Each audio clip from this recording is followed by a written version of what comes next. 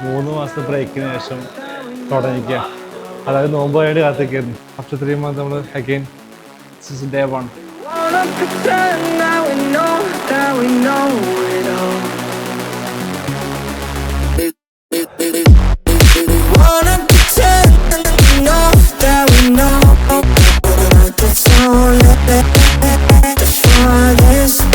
Five 25 അടിക്കുന്നോർത്തുനിന്ന് 3 മാസത്തെ ചേഞ്ചാണ് കാണുന്നത്. Stop ചെയ്തപ്പോൾ അഗൈൻ 5 ഇനി ഇവിടുന്ന് ബിൽഡ് ചെയ്ത് കൊണ്ടുവരണം.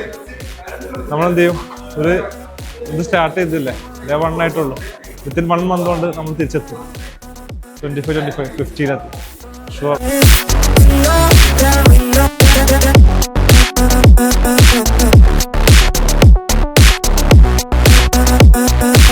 കണ്ടിന്യൂസ് ആയിട്ട് വർക്കൗട്ട് ചെയ്യുന്ന ഒരാള് കുറച്ച് ലോങ് ടൈമിലേക്ക് വർക്കൗട്ട് സ്റ്റോപ്പ് ചെയ്ത് കഴിഞ്ഞാൽ തിരിച്ചു വരുന്ന സമയത്ത് ആൾ എടുക്കേണ്ട പ്രിക്കോഷൻ എന്താണ്?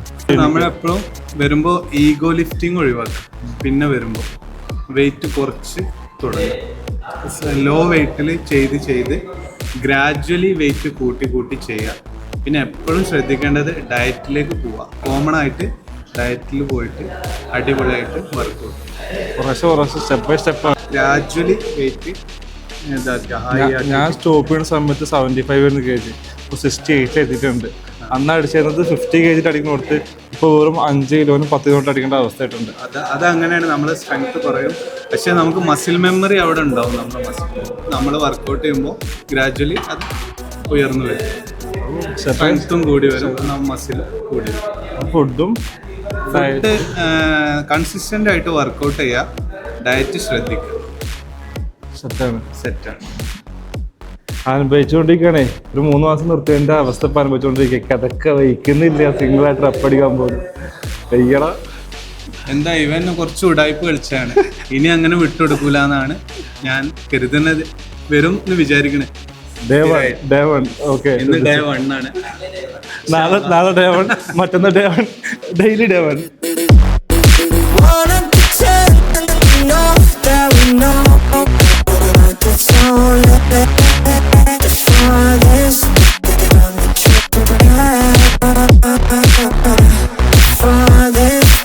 പറയണത് വെച്ച് കഴിഞ്ഞാലേ സ്കിപ്പ് ചെയ്യാണ്ടിരിക്കുക. 3 മാസം ബ്രേക്കിന് ശേഷം തിരിച്ചു വന്നപ്പോഴേ പറ്റുന്നില്ല, നടക്കുന്നില്ല.